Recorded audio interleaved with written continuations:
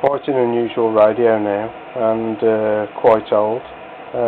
Pioneer KP-5800.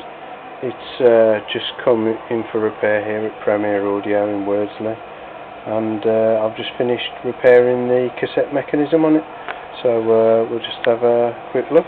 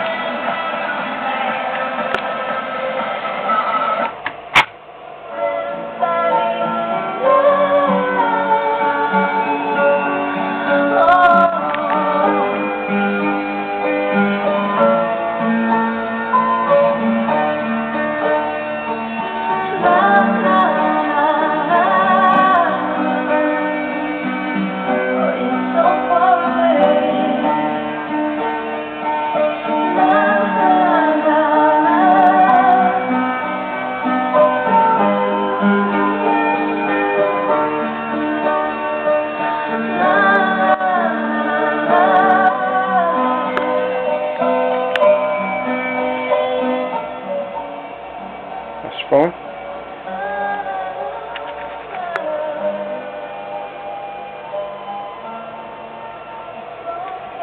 Ready to go back into 1970s restored MGB G2. Signing off, Premier Audio.